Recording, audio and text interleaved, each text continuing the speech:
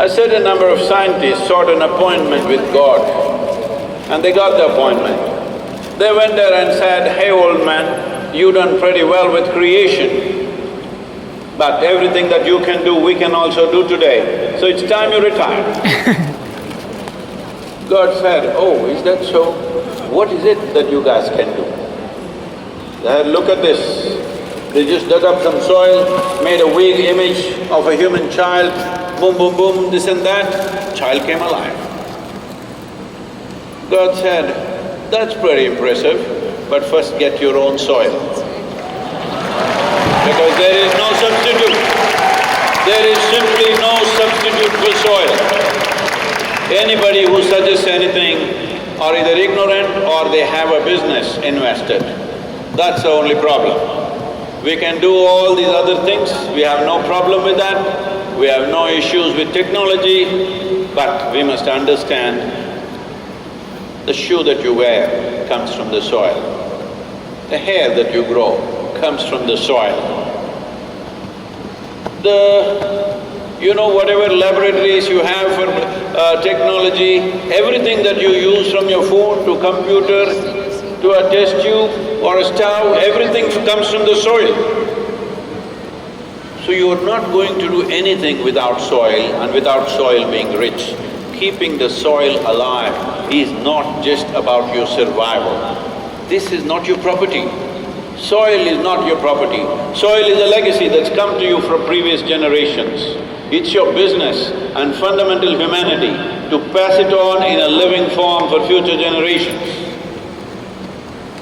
But future generations, are you here?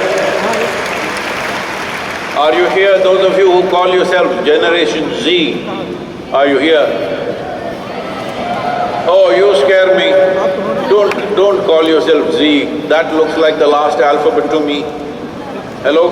No! Call yourself something, whatever, X3560, something, whatever you want. Don't use the word Z, that looks like a final nail on humanity. This generation should not become the final nail on humanity. Shall we take that responsibility? Yes! Because the problem is, we live in democratic nations where we elect governments just for 5-year terms.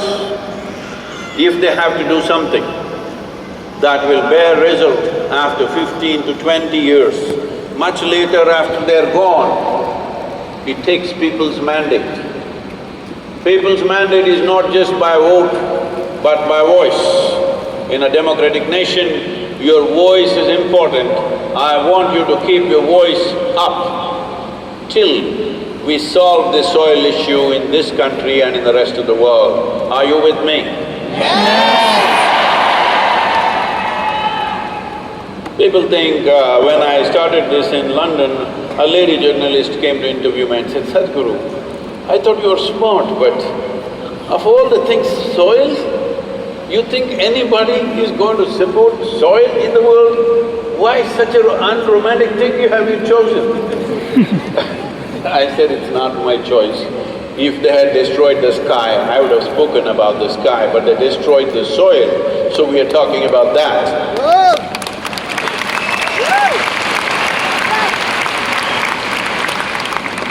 This is not a romance, because a lot of people think motorcycling is a romantic activity. Well, it is if you ride, swinging around in the city a little bit, it is romantic. If you ride 30,000 kilometers through all kinds of terrain and weather, not just riding, till this day I think I have completed over 23,000 kilometers and done 500…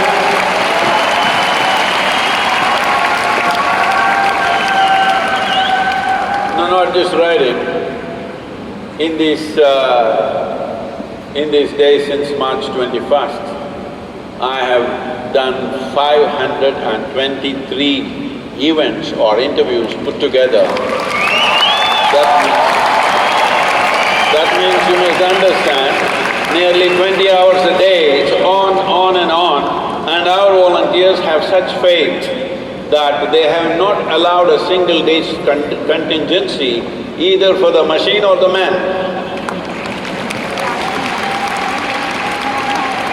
When we were in Jordan and we burnt out the clutch plates of the motorcycle, this happened around 7:30 in the evening. Then in Amman there was no spare parts, so somebody drives from Kuwait with the spare parts and they go sit in the showroom, pay 3 times over to the mechanic and get it fixed, and 4:30 in the morning the motorcycle is ready. I thought tomorrow is a rest day. So, if I want to take a romantic ride on my motorcycle, I would go somewhere else, not with these crowds, not with these endless meetings with ministers and bureaucrats endlessly going on. That's not my idea of a romantic